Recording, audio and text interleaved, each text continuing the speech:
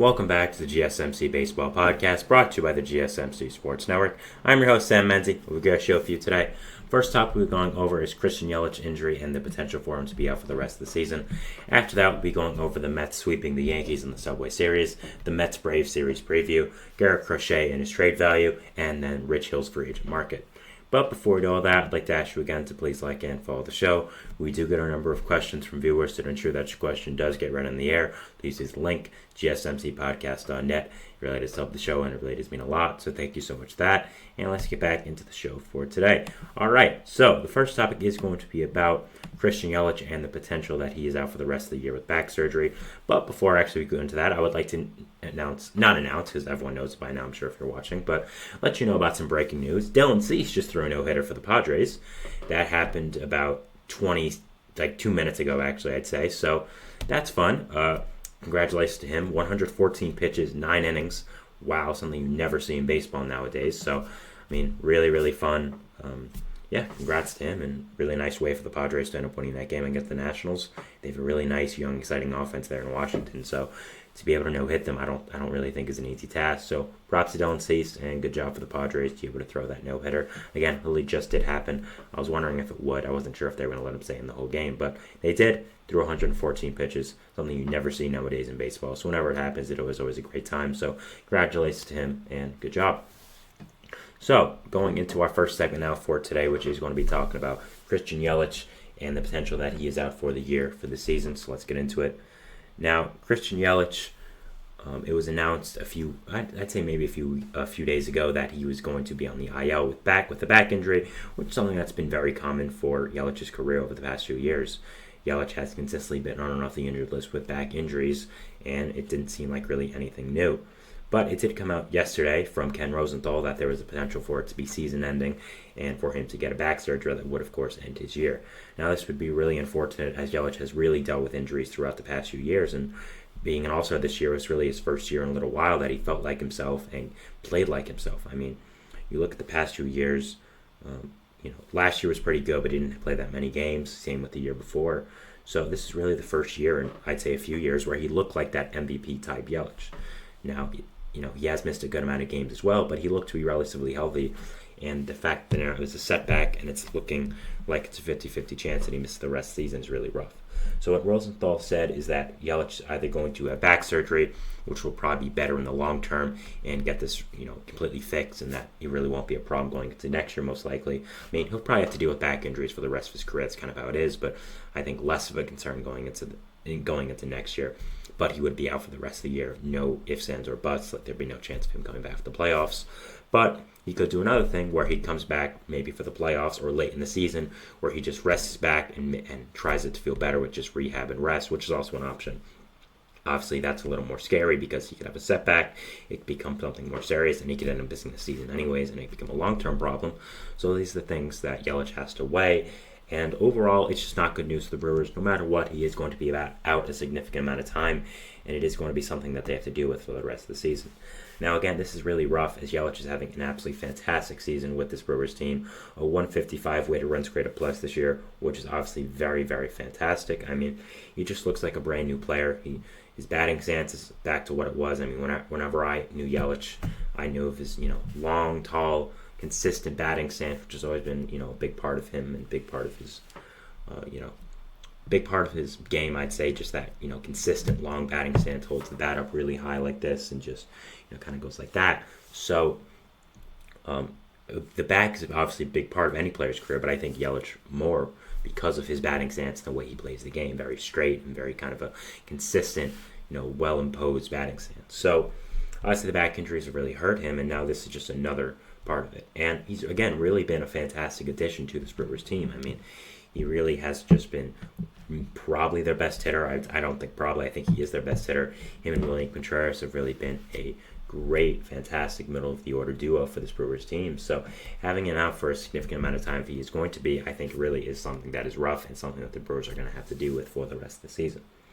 Now, the impact on the team, I'd say, again, is pretty large.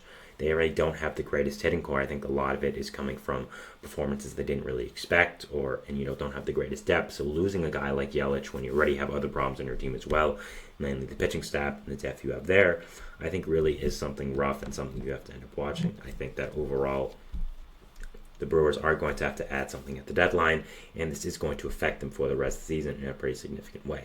Again, no matter if he gets surgery or rehab or not, he's going to be out for a significant amount of time. That's just how it happens. So if I'm the Brewers, I'm really trying to replace his value with someone, maybe call someone up, maybe trade for someone. Maybe this is the year you think make a big trade.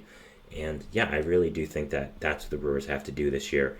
And overall, just have to be able to add someone of Yelich's caliber, which is going to be hard, but just add a good hitting outfielder and try to end up doing that for this year. So I think it's going to be very interesting to watch them for this year and just seeing how they do end up dealing with this. I mean, their offense is good, but Yelich really has been their best player. You have, of course, Willie Adames and Willie Contreras, who have been absolutely fantastic this year. Bryce Terang's been solid.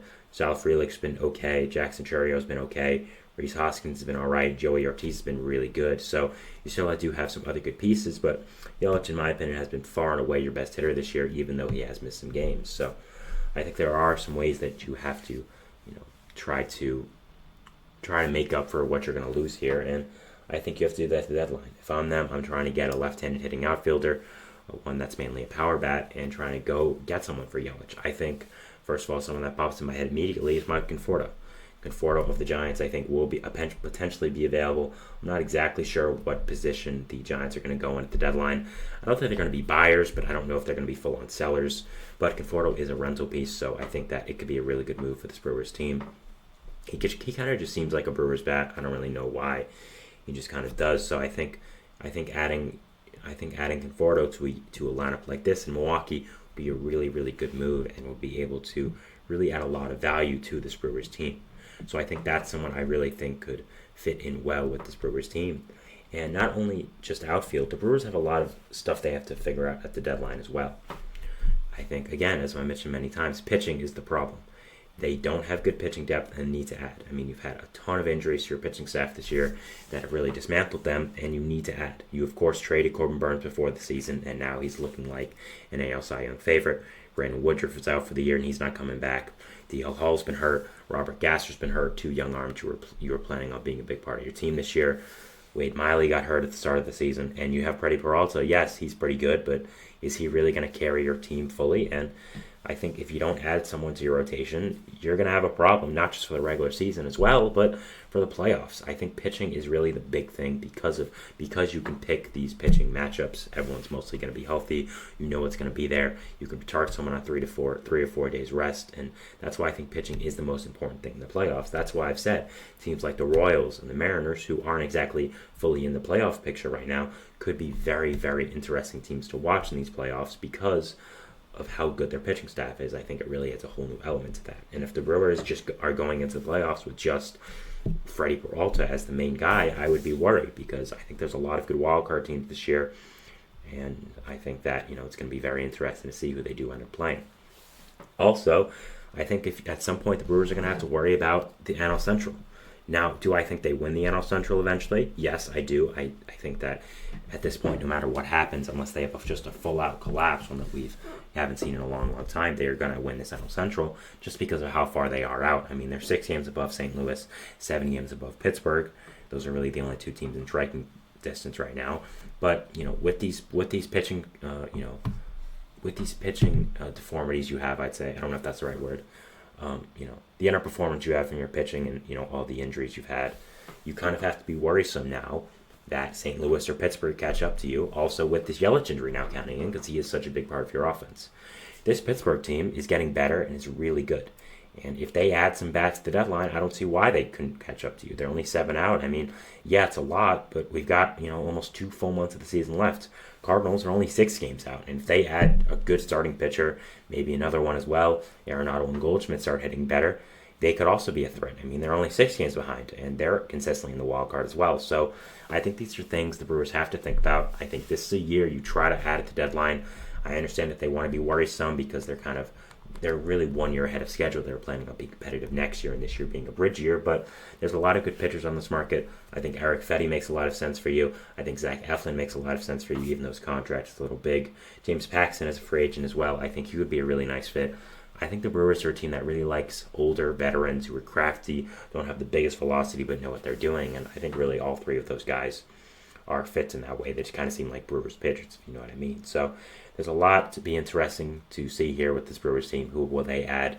What will they add? And all that kind of stuff. So yeah, be very interesting to watch the rest of the season. I think now this Yelich injury also throws in a wrench in their plans and makes it seem very interesting to see what is going to end up happening with this Milwaukee team. So yeah, very interested to watch, and we'll be interested to see what overall happens with this Brewers team for the rest of the year. So that is it for our first segment, talking about Christian Yelich's injury and what is going on with this Brewers team. We're moving into our second segment, which is going to be talking about the Mets and their sweep of the Yankees in the Subway Series, not just for these last two games, for the entire season as well, 4-0. So we'll be talking about it, and we'll see you after the break. So thanks, and bye.